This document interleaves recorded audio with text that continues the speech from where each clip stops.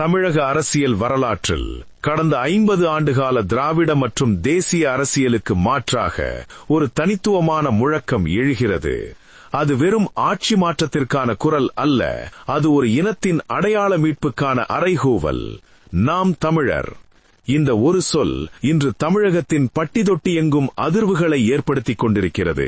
2010ஆம் ஆண்டு மதுரையில் ஒரு சிறு விதையாக தொடங்கப்பட்ட இந்த இயக்கம் இன்று தமிழகத்தின் 3வது பெரிய அரசியல் சக்தியாக உருவெடுத்திருப்பது ஒரு தற்செயலான நிகழ்வு அல்ல. சிந்தியுங்கள், ஒரு காலத்தில் தென்கிழக்கு ஆசியாவையே தன் ஆளுமையின் கீழ் வைத்திருந்த ஒரு இனம் இன்று தன் நிலத்தையும் நீரையும் மொழியையும் தற்காத்துக் கொள்ள போராடிக் கொண்டிருப்பது ஏன்? ஒருபுறம் பளபளக்கும் ஐடி பூங்காக்கள், மறுபுறம் தற்கொலை செய்து கொள்ளும் விவசாயிகள், ஒருபுறம் உலகத்தரம் வாய்ந்த கல்வி நிறுவனங்கள், மறுபுறம் வேலை தேடி அண்டை மாநிலங்களுக்கு புலம்பெயரும் இளைஞர்கள். இந்த முரண்பாடுகளை களைய சீமான் முன்வைக்கும் தீர்வு என்ன? அது வெறும் உணர்ச்சி வசப்பட்ட பேச்சுகளா அல்லது ஒரு திட்டமிட்ட பொருளாதார கட்டமைப்பா?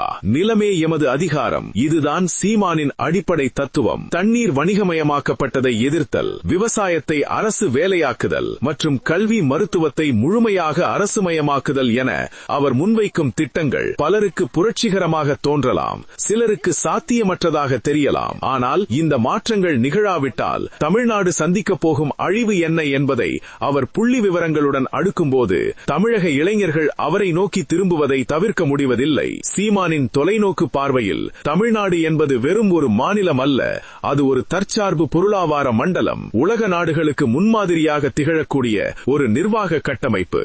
இந்த ஆவண படத்தில் சீமானின் புரட்சி பாவலர் பாரதிதாசன் வழிவந்த தமிழ் தேசிய கோட்பாடுகளையும் அவர் முன்வைக்கும் சுற்றுச்சூழல் அரசியலையும் ஆழமான வரலாற்று உண்மைகளுடன் நாம் ஆய்வு செய்ய போகிறோம். இது வெறும் அரசியல் விமர்சனம் அல்ல, தமிழ்நாட்டின் எதிர்காலத்தை பற்றிய ஒரு தீர்க்க தரிசன பயணம். வாருங்கள், சீமானின் தமிழ்நாட்டிற்கான அந்த விரிவான வரைபடத்தை, அதாவது ப்ளூ பிரிண்டை இப்போது விரித்து பார்ப்போம். சீமானின் அரசியலில் மிக முக்கியமான அம்சம் அதிகார பரவலாக்கம். தற்போதைய சூழலில் அதிகாரம் என்பது சென்னை என்ற ஒரு புள்ளியில் குவிந்து கிடக்கிறது. ஆனால் சீமான் முன்வைக்கும் நிர்வாக புரட்சி என்பது அதிகாரத்தை மீண்டும் மக்களிடமே கொண்டு சேர்ப்பது. அவர் கூறுவது இதுதான்: ஒவ்வொரு ஊராட்சியும் ஒரு சிறு குடியரசு, அதாவது அந்தந்த ஊர் மக்கள் அந்தந்த ஊரின் வளங்களை நிர்வகிக்க வேண்டும். மணல் குவாரிகள் முதல் மலை வளங்கள் வரை அனைத்தும் அந்த ஊர் மக்களுக்கே சொந்தம். இதற்காக அவர் சுழற்சி முறை தலைமை என்ற ஒரு புதிய முறையை பரிந்துரைக்கிறார். லஞ்சமும் ஊழலும் மலிந்துவிட்ட இன்றைய அமைப்பில் மின்னாளுமை, அதாவது கவர்னன்ஸ் மூலம் 100% ஊழலற்ற நிர்வாகத்தை அவர் உறுதியளிக்கிறார். ஒரு சான்றிதழ் வாங்க வட்டாட்சியர் அலுவலகத்தில் மாதக்கணக்கில் காத்திருக்க வேண்டிய அவசியமில்லை. தொழில்நுட்பத்தின் உதவியுடன் அரசின் சேவைகள் நேரடியாக மக்களின் கைபேசிக்கே வர வேண்டும் என்பது அவர் விருப்பம். அடுத்ததாக அவர் பேசும் மிக முக்கியமான விஷயம் அரசு பணியாளர்களின் பொறுப்பு. ஒரு அரசு ஊழியர் என்பவர் மக்களின் சேவகன் என்பதை வலியுறுத்தும் வகையில் பணியில் சுணக்கம் காட்டுபவர்கள் மீது கடுமையான நடவடிக்கைகள் எடுக்கப்படும் என்ற எச்சரிக்கையும் அவரது கொள்கையில் உண்டு. கால்நடை வளர்ப்பும் விவசாயமும். சீமானின் திட்டப்படி விவசாயம் என்பது வெறும் பயிர் வளர்ப்போடு முடிந்து விடுவதில்லை, அது கால்நடை வளர்ப்போடு பிரிக்க முடியாதபடி இணைக்கப்பட வேண்டும். நாட்டு மாடுகள் மீட்பு. ஜல்லிக்கட்டு போராட்டத்தின் போதே அவர் முன்வைத்த முதன்மையான கோரிக்கை நம் நாட்டு இன மாடுகளை காப்பது. அவற்றின் சாணம் மற்றும் சிறுநீர் பஞ்சகவ்யம். இயற்கை விவசாயத்திற்கு உயிர் நாடி. அரசு மானியம். ஒவ்வொரு விவசாய குடும்பத்திற்கும் நாட்டு மாடுகள், ஆடுகள் மற்றும் கோழிகள் வளர்க்க அரசு சிறப்பு மானியமும் அதற்கான தீவன காடுகளையும் உருவாக்கித் தரும். பால் உற்பத்தி. தனியார் பால் நிறுவனங்களின் ஆதிக்கத்தை குறைத்து உள்ளூர் கூட்டுறவு சங்கங்கள் மூலம் பால் உற்பத்தியை பெருக்கி கலப்படமில்லாத சுத்தமான பாலை மக்களுக்கு கொண்டு சேர்த்தல். பனை பொருளாதாரம். தமிழ்நாட்டின் மாநில மரமான பனை மரத்தை ஒரு கற்பக தரு என்று சீமான் அழைக்கிறார். இதற்கென ஒரு தனி அமைச்சகத்தையே அவர் உருவாக்க திட்டமிட்டுள்ளார். நீராதாரம். பனை மரங்கள் நிலத்தடி நீரை சேமிப்பதில் மிகச்சிறந்தவை. எனவே நீர்நிலைகளின் கரைகளில் கோடிக்கணக்கான பனை விதைகளை நடுதல். பொருளாதார வருவாய். பதநீர், கருப்பட்டி மற்றும் பனங்கற்கண்டு மற்றும் பனை நார் பொருட்கள் மூலம் பல்லாயிரம் கோடி ரூபாய் வருவாயை ஈட்ட முடியும். இது கள்ளை ஒரு உணவு பானமாக மாற்றி வெளிநாட்டு மதுக்கடைகளுக்கு மாற்றாக மாற்றுவதற்கான ஒரு திட்டமாகும். நீர் மேலாண்மை. காய்ந்த நிலம் இல்லை, விவசாயத்திற்கு மிக முக்கியமானது தண்ணீர். தண்ணீர். இதற்காக அவர் முன்வைக்கும் நுட்பமான திட்டங்கள் சங்கிலி தொடர் குளங்கள். மழை காலங்களில் வீணாக கடலில் கலக்கும் நீரை பழைய காலத்து சங்கிலி தொடர் குளங்கள் முறையை மீட்டு உருவாக்கம் செய்து ஒரு குளம் நிறைந்தால் அடுத்த குளத்திற்கு நீர் செல்லும் வகையில் அமைத்தல். ஆற்று மணல் பாதுகாப்பு. ஆற்று மணல் கொள்ளையை தடுத்தால் மட்டுமே நிலத்தடி நீர்மட்டம் உயரும் என்பதால் மணல் குவாரிகளை முற்றிலுமாக மூடிவிட்டு அதற்கு மாற்றாக சாண்ட் பயன்பாட்டை அரசு முறைப்படுத்துதல். விவசாய தொழில்நுட்பம் மற்றும் ஆராய்ச்சி. சீமான் நவீன தொழில்நுட்பத்திற்கு எதிரானவர் அல்ல, ஆனால் அது மண்ணை சிதைக்காத தொழில்நுட்பமாக இருக்க வேண்டும் என விரும்புகிறார். வேளாண் ஆராய்ச்சி மையங்கள். ஒவ்வொரு மாவட்டத்திலும் மண்ணின் தன்மைக்கேற்ப எந்த பயிரை விளைவிக்கலாம் என்று வழிகாட்ட வேளாண் ஆராய்ச்சி மையங்கள் அமைக்கப்படும். எந்திரமயமாக்கல். நடவு செய்தல் முதல் அறுவடை வரை கடினமான வேலைகளுக்கு அரசு குறைந்த வாடகையில் எந்திரங்களை வழங்கும். இது ஆட்கள் பற்றாக்குறையை சமாளிக்க உதவும். மதிப்பு கூட்டுதல். விவசாயி விளைவித்த பொருளை அப்படியே விற்காமல் அதை தரம் பிரித்து மாற்றும் போது லாபம் பல மடங்கு பெருகும். ஊர்தோறும் தொழிற்சாலைகள். தக்காளியை சாஸாகவும் மாம்பழத்தை சாறாகவும் கரும்பை வெல்லமாகவும் மாற்றும் சிறு தொழிற்சாலைகள் அந்தந்த கிராமங்களிலேயே அமைக்கப்படும். இதன் மூலம் கிராமப்புற இளைஞர்களுக்கு வேலைவாய்ப்பும் விவசாயிகளுக்கு அதிக லாபமும் கிடைக்கும். உலகளாவிய சந்தைப்படுத்துதல். ஏற்றுமதி மையம். தமிழ்நாட்டின் பாரம்பரிய அரிசி ரகங்களான மாப்பிள்ளை சம்பா, கருப்பு கவுனி போன்றவை மற்றும் சிறு தானியங்களை உலக நாடுகளுக்கு ஆர்கானிக் சூப்பர் ஃபுட் என்ற பெயரில் ஏற்றுமதி செய்ய தனி வாரியம் அமைக்கப்படும். இதன் மூலம் உலக சந்தையில் தமிழ்நாட்டு விவசாயிகளின் பங்களிப்பு அதிகரிக்கும். சின்னஞ்சிறு குறிப்பு. சீமானின் ஒட்டுமொத்த பொருளாதாரமும் தற்சார்பு என்ற ஒற்றை சொல்லில் அடங்கும். நாம் உண்ணும் உணவு நம் மண்ணில் நம் மக்களால் நம் பாரம்பரிய முறையில் விளைவிக்கப்பட வேண்டும் என்பதே அவரது இலக்கு. வேளாண்மைக்கான தனி வரவு செலவு திட்டம். சீமான் அதிகாரத்தில் வந்தால் விவசாயத்திற்கென தனி அமைச்சகம் மட்டுமல்லாமல் அதற்கென ஒரு தனி பட்ஜெட் தாக்கல் செய்யப்படும் என்று உறுதியளிக்கிறார். நேரடி முதலீடு. அரசு திரட்டும் வரி வருவாயில் ஒரு பெரும் பகுதியை தொழில் நிறுவனங்களுக்கு சலுகை அளிப்பதற்கு பதிலாக நேரடியாக நிலத்தை மேம்படுத்தவும் விவசாயிகளின் ஊதியத்திற்காகவும் செலவிடப்படும். விலை நிர்ணய ஆணையம். விவசாயிகளின் பிரதிநிதிகளும் பொருளாதார நிபுணர்களும் அடங்கிய ஒரு குழு ஒவ்வொரு பருவத்திற்கு முன்பே விளைபொருட்களுக்கான நியாயமான விலையை தீர்மானிக்கும். காடு சார்ந்த விவசாயம். விவசாய நிலங்களின் வரப்புகளில் வருமானம் தரக்கூடிய மரங்களை நடுவது சீமானின் ஒரு முக்கிய திட்டம். தேக்கு மற்றும் சந்தன மரங்கள். விவசாயிகள் தங்கள் நிலத்தின் ஓரங்களில் தேக்கு, கருங்காலி மற்றும் சந்தன மரங்களை வளர்க்க ஊக்குவிக்கப்படுவார்கள். இதன் மூலம் 15 to 20 ஆண்டுகளில் அந்த விவசாயிக்கு ஒரு பெரும் மூலதனம் கிடைக்கும். சூழலியல் சமநிலை. இது நிலத்தின் ஈரப்பதத்தை தக்கவைப்பதோடு பறவைகள் மற்றும் சிறு உயிரினர்கள் பெருகி பயிர்களை தாக்கும் பூச்சிகளை நியாயமாகவே கட்டுப்படுத்த உதவும். கள் ஒரு உணவு பானம். சீமானின் விவசாய கொள்கையில் மிகவும் விவாதிக்கப்படும் ஒரு அம்சம் கள் இறக்குவதை விதிக்கப்பட்டுள்ள தடையை நீக்குவது. பொருளாதார புரட்சி. கள் என்பது போதைப் பொருள் அல்ல, அது தென்னை மற்றும் பனை மரங்களிலிருந்து கிடைக்கும் ஒரு சத்தான உணவு பானம் என்பது அவர் வாதம். விவசாயிகளின் வருமானம். அயல்நாட்டு மதுபானங்களுக்கு பதிலாக பனை மற்றும் தென்னை கள்ளை அரசு முறைப்படுத்தி விற்பனை செய்தால் அந்த பணம் நேரடியாக விவசாயிகளின் கைகளில் செல்லும். இது கிராமப்புற பொருளாதாரத்தை அசுர வேகத்தில் உயர்த்தும். மீன்பிடி தொழில். கடல்சார் விவசாயம். கடலோர விவசாயிகளாக அவர் கருதுவது மீனவர்களைத்தான். மீனவர்களுக்கான அவரது திட்டங்கள். மீன்வள மேம்பாடு. ஆழ்கடல் மீன்பிடிப்பை ஊக்குவிக்க நவீன படகுகள் மற்றும் குளிரூட்டப்பட்ட சேமிப்பு கிடங்குகளை துறைமுகம் தோறும் அமைத்தல். மீன்பிடி தடைகால நிர்வாணம். மீன்பிடி தடைகாலங்களில் மீனவர்களுக்கு வழங்கப்படும் நிர்வாண தொகையை உயர்த்தி அவர்களுக்கு வாழ்வாதார பாதுகாப்பை உறுதி செய்தல். கடல்சார் கல்வி. மீனவ இளைஞர்களுக்கு கடல்சார் பொறியியல் மற்றும் மீன் பதப்படுத்துதல் தொடர்பான உயர்கல்வி நிறுவனங்களை உருவாக்குதல். கால்நடை தீவன தற்சார்பு. விவசாயம் செழிக்க தீவனம் மிக முக்கியம். தீவன காடுகள். அரசுக்கு சொந்தமான தரிசு நிலங்களை தீவன காடுகளாக மாற்றி அங்கு ஆடு மாடுகளுக்கு தேவையான புல் மற்றும் தழைகளை விளைவித்து விவசாயிகளுக்கு குறைந்த விலையில் வழங்குதல். கால்நடை மருத்துவ சேவை. நடமாடும் கால்நடை மருத்துவமனைகள் மூலம் விவசாயிகளின் வீட்டிற்கே சென்று கால்நடைகளுக்கு சிகிச்சை அளிக்கும் முறையை வளப்படுத்துதல். சாராம்சம். சீமானின் வேளாண்மை கொள்கை என்பது வெறும் பயிர் வளர்ப்பை பற்றியது மட்டுமல்ல, அது மண், நீர், மரம், கால்நடை மற்றும் மனிதன் என்ற 5ஐயும் ஒரு சங்கிலி தொடராக இணைக்கும் ஒரு முழுமையான வாழ்வியல் முறையாகும். சோறு போடுபவன் கையேண்ட கூடாது என்பதே இத்திட்டங்களின் இறுதி இலக்காகும்.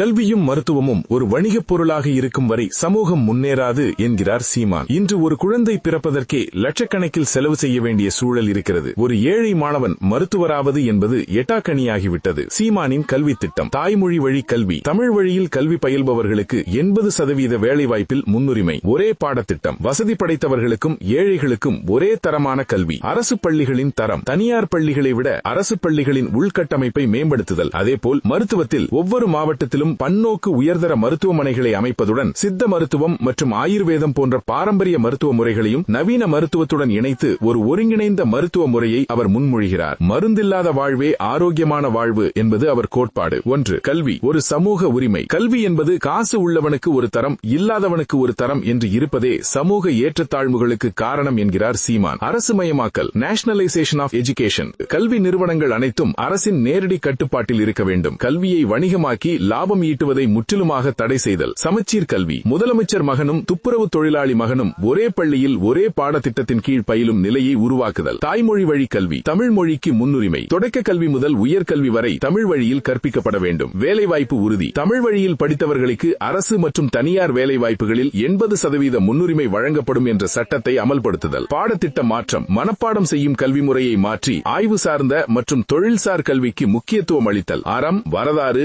சூழலியல் மற்றும் தற்காப்பு கலைகளை கட்டாய பாடமாக்குதல். 2. மருத்துவம். உயிர்காக்கும் அறம். உடல் நலம் என்பது ஒரு மனிதனின் அடிப்படை தேவை. அதை விற்பனை செய்வது அறமற்றது என்பது சீமானின் வாதம். இலவச உயர்தர மருத்துவம். கார்ப்பரேட் மருத்துவமனைகளுக்கு முற்றுப்புள்ளி. தனியார் மருத்துவமனைகளின் ஆதிக்கத்தை குறைத்து அரசு பொது மருத்துவமனைகளை உலக தரத்திற்கு உயர்த்துதல். அனைவருக்கும் சமமான சிகிச்சை. அறுவை சிகிச்சை முதல் சாதாரண காய்ச்சல் வரை அனைத்து மருத்துவ சேவைகளும் தரம் பிரிக்கப்படாமல் இலவசமாக வழங்கப்பட வேண்டும். ஒருங்கிணைந்த மருத்துவம். Integrated medicine. சித்த மருத்துவம் மீட்பு. தமிழர்களின் பாரம்பரிய மருத்துவமான சித்த மருத்துவத்தை நவீன அறிவியலோடு இணைத்து பெரிய அளவில் கொண்டு செல்லுதல். ஆங்கில மருத்துவம் மற்றும் ஆயுர்வேதம், யுனானி போன்ற முறைகளை உள்ளடக்கிய ஒரு ஒருங்கிணைந்த சிகிச்சை முறையை உருவாக்குதல். தடுப்பு முறைகள். Preventive health care. மருந்தற்ற வாழ்வே மாண்புடைய வாழ்வு என்ற அடிப்படையில் உணவே மருந்து என்ற தத்துவத்தை மக்களிடம் கொண்டு செல்லுதல். ரசாயன கலப்பில்லாத இயற்கை வேளாண் விளைபொருட்களை ரேஷன் கடைகள் மூலம் வழங்கி நோய்கள் வராமல் தடுக்கும் கட்டமைப்பை உருவாக்குதல். நிர்வாக சீர்திருத்தங்கள். இந்த மாற்றங்களை கொண்டுவர சீமான் சில முக்கிய நிர்வாக திட்டங்களை வைத்துள்ளார். நிதி ஒதுக்கீடு. மாநில பட்ஜெட்டில் கல்வி மற்றும் மருத்துவத்துறைக்கு மற்ற துறைகளை விட அதிக சதவீத நிதியை ஒதுக்குதல். ஊழியர் தரம். ஆசிரியர்கள் மற்றும் மருத்துவர்களுக்கு உயர் ஊதியம் வழங்கி அவர்களை சமூகத்தின் மிக உயரிய மரியாதைக்குரியவர்களாக மாற்றுதல். ஊழலற்ற நிர்வாகம். மருந்து கொள்முதல் மற்றும் பள்ளி பராமரிப்பில் நடக்கும் ஊழல்களை தொழில்நுட்பம் மூலம் தடுத்தல். முடிவாக சீமானின் பார்வையில் கல்வியும் மருத்துவமும் ஒரு அரசு தன் குடிமக்களுக்கு செய்யும் தர்மம் அல்ல, அது அந்த அரசின் கடமை. இந்த 2 துறைகளும் லாப நோக்கமின்றி செயற்பட்டால் மட்டுமே ஒரு அறிவு சார்ந்த ஆரோக்கியமான சமூகம் உருவாகும் என்பது அவரது அசைக்க முடியாத நம்பிக்கை. 4. சுற்றுச்சூழல் மற்றும் தற்சார்பு பொருளாதாரம். சீமானை மற்ற அரசியல்வாதிகளிடமிருந்து வேறுபடுத்தி காட்டுவது அவரது சுற்றுச்சூழல் அரசியல். இயற்கையை அழித்துவிட்டு எதற்கு வளர்ச்சி என்ற கேள்வியை அவர் ஓயாமல் கேட்கிறார். சீமானின் அரசியலில் சுற்றுச்சூழல் என்பது வெறும் ஒரு கொள்கை அல்ல, அதுவே அவரது அரசியலின் அடித்தளம். இயற்கை வளங்களை சுரண்டிவிட்டு ஒரு சமூகம் வளர்ச்சி அடைவதாக கூறுவது சொந்த தாயின் சதையை அறுத்து உண்பதற்கு சமம் என்பது அவரது மிக கடுமையான முழக்கம்.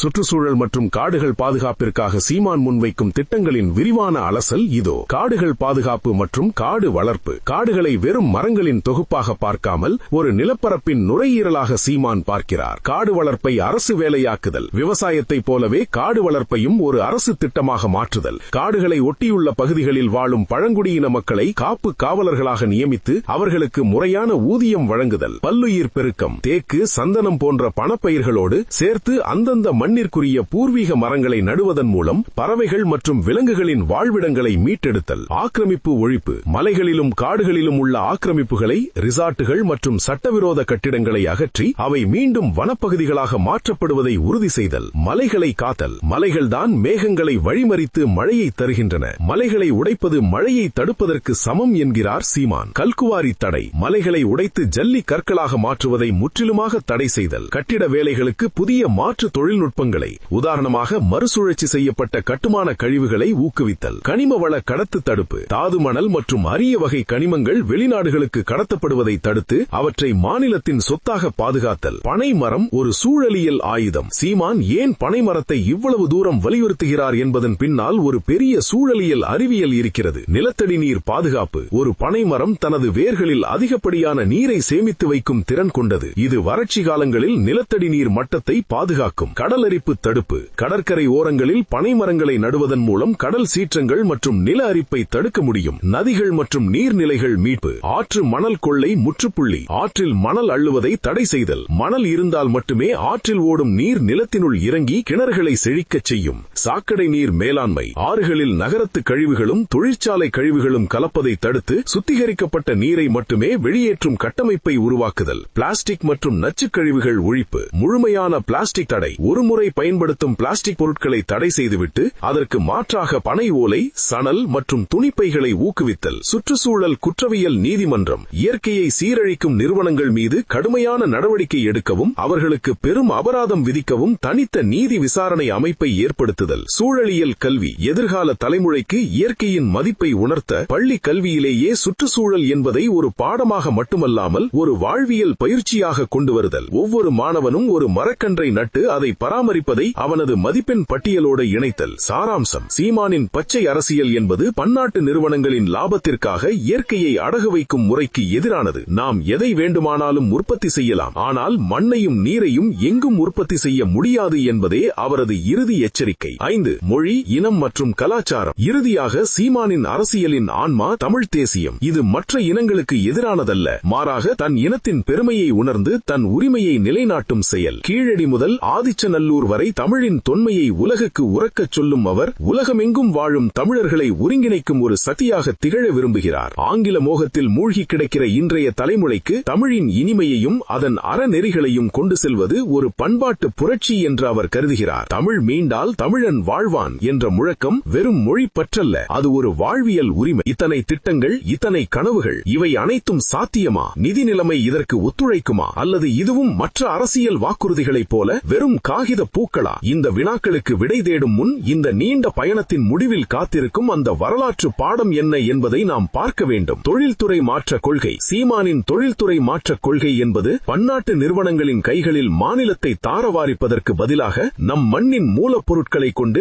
நம் மக்களே உற்பத்தி செய்யும் தற்சார்பு தொழில் புரட்சியை நோக்கியது. சீமான் முன்வைக்கும் தொழில்துறை மாற்றத்தின் முக்கிய புள்ளிகள் இதோ. மூலப்பொருள் சார்ந்த தொழிற்சாலைகள். நம்மிடம் தாது மணல் இருக்கிறது, இரும்பு தாது இருக்கிறது, பருத்தி இருக்கிறது. ஆனால் நாம் ஏன் வெளிநாட்டிலிருந்து பொருட்களை இறக்குமதி செய்ய வேண்டும் என்பது சீமானின் கேள்வி. மதிப்பு கூட்டு ஆலைகள். அந்தந்த மாவட்டங்களில் கிடைக்கும் மூலப்பொருட்களை அங்கேயே முடிவுற்ற பொருட்களாக மாற்றும் ஆலைகளை அமைத்தல். உதாரணமாக பருத்தி விளையும் ஊர்களில் ஜவுளி ஆலைகள், கரும்பு விளையும் இடங்களில் சர்க்கரை மற்றும் எத்தனால் ஆலைகள். அரசுடைமையாக்குதல். கனிம வளம் மற்றும் தாது மணல் எடுக்கும் தொழிலை தனியார் வசம் விடாமல் முழுமையாக அரசு ஏற்று நடத்தி அதன் லாபத்தை மக்கள் நலத்திட்டங்களுக்கு பயன்படுத்துதல். ஊர்தோறும் உற்பத்தி. ஒவ்வொரு ஊரும் ஒரு குறிப்பிட்ட பொருளை உற்பத்தி செய்வதில் நிபுணத்துவம் பெற வேண்டும். உதாரணமாக ஒரு ஊர் தீப்பெட்டி, ஒரு ஊர் காலணி, ஒரு ஊர் கைத்தறி. நேரடி சந்தை. இந்த சிறு தொழில்களில் விளையும் பொருட்களை அரசு நேரடியாக கொள்முதல் செய்து தமிழ்நாடு நுகர்வோர் கூட்டுறவு இணையத்தின் மூலம் விற்பனை செய்தல். படைப்பாற்றல் மிக்க இளைஞர்கள்.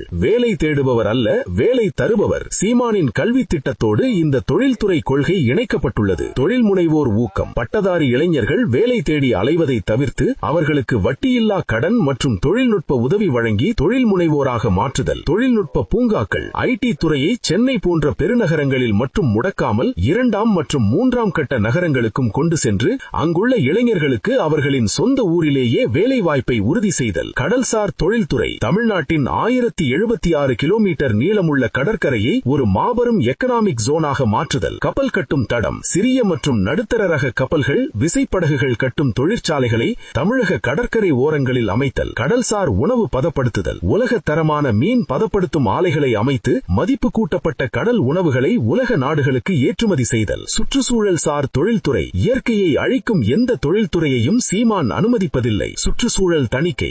ஒவ்வொரு தொழிற்சாலையும் வெளியேற்றும் கழிவுகள் 100% சுத்திகரிக்கப்படுவதை உறுதி செய்யும் கடுமையான சட்டங்கள். மாற்று எரிசக்தி தொழிற்சாலைகள். சூரிய மின் தகடுகள், சோலார் பேனல்ஸ் மற்றும் காற்றாலை உதிரிப்பாகங்களை தமிழ்நாட்டிலேயே தயாரிக்குமான சிறப்பு தொழிற்சாலை மண்டலங்களை உருவாக்குதல். தொழிலாளர் நலம் மற்றும் பாதுகாப்பு. உழைப்புக்கேற்ற ஊதியம். தொழிலாளர்களுக்கு குறைந்தபட்ச ஊதியத்தை உயர்த்துவதோடு அவர்களுக்கு அரசு ரீதியான காப்பீடு மற்றும் ஓய்வூதிய திட்டங்களை உறுதி செய்தல். உள்ளூர் மக்களுக்கு முன்னுரிமை. தமிழ்நாட்டில் உள்ள தொழிற்சாலைகளில் 80% வேலை வாய்ப்புகளை தமிழர்களுக்கே வழங்க சட்டம் இயற்றுதல். சாராம்சம். சீமானின் தொழில்துறை மாற்றம் என்பது மண்ணுக்கேற்ற தொழில், மக்களுக்கேற்ற வேலை என்பதாகும். இது உலகமயமாக்கலுக்கு எதிரான ஒரு உள்ளூர் மயமாக்கல் எக்கனாமிக் மாதிரி. சீமானின் இந்த பிரம்மாண்டமான கனவுகள் வெறும் காகிதத்தில் வரையப்பட்ட வரைபடங்களா அல்லது ஒரு புதிய யுகத்தின் தொடக்கமா? அரசியல் களத்தில் அவர் மீது வைக்கப்படும் விமர்சனங்கள் பல. இது நடைமுறைக்கு சாத்தியமற்றது, இது ஒரு குறுகிய இனவாதம், பொருளாதார ரீதியாக இது தற்கொலைக்கு சமம் என பல குரல்கள் ஒலிக்கின்றன. ஆனால் சீமான் முன்வைக்கும் ஒரு எளிய உண்மை என்னவென்றால், மாற்றம் என்பது ஒரு நபரால் வருவதல்ல, அது ஒரு தேவையால் வருவது. வரலாற்றை திரும்பி பார்த்தால் இன்று உலகையே வியக்க வைக்கும் பல நாடுகள் ஒரு காலத்தில் சிதைந்து போயிருந்தவைதான். இயற்கை வளங்களே இல்லாத நாடுகள் கூட தங்கள் இனத்தின் மீதான பற்றாலும் தெளிவான திட்டமிடலாலும் இன்று வல்லரசுகளாக நிற்கின்றன. சீமான் கேட்பது அதையேதான். தமிழ்நாட்டின் வளங்கள் தமிழர்களுக்கே சொந்தமானால் ஏன் நாம் ஒரு தன்னிறைவு பெற்ற தேசமாக மாற முடியாது? இங்குதான் ஒரு வரலாற்று முரண் ஒளிந்திருக்கிறது. எத்தனையோ பேரரசுகளை கண்ட இந்த மண் இன்று தன் அடிப்படை தேவைகளான உணவுக்கும் தண்ணீருக்கும் கூட அண்டை மாநிலங்களை எதிர்பார்த்து நிற்கும் அவலம். இதுதான் சீமான் மாற்ற நினைக்கும் வரலாற்று பிழை. சீமானின் வெற்றி என்பது தேர்தலில் அவர் பெறும் வாக்கு சதவீதத்தில் மட்டுமில்லை. இன்று சாதாரண இளைஞன் கூட சூழலியல் பற்றி பேசுகிறான், தற்சார்பு பற்றி சிந்திக்கிறான். அரசியலில் ஒரு புதிய சொல்லாடலை அவர் உருவாக்கியிருக்கிறார் என்பதே அவரின் மிகப்பெரிய வரலாற்று பாடம். எதிர்காலம் என்பது நாம் இன்று விதைக்கும் விதைகளை பொறுத்தது. சீமான் விதைத்திருப்பது ஒரு மாற்று அரசியலுக்கான விதை. அது விருட்சமாகி நிழல் தருமோ அல்லது கால ஓட்டத்தில் காணாமல் போகுமா என்பதை தீர்மானிக்கப் போவது காலம் மட்டுமல்ல, தமிழ்நாட்டின் மக்களும் தான். அதிகாரம் என்பது அழிப்பதற்கல்ல, ஆக்குவதற்கு. அந்த ஆக்கப்பூர்வமான அதிகாரத்தை நோக்கி தமிழ்நாடு பயணிக்குமா? விடை உங்களிடமே.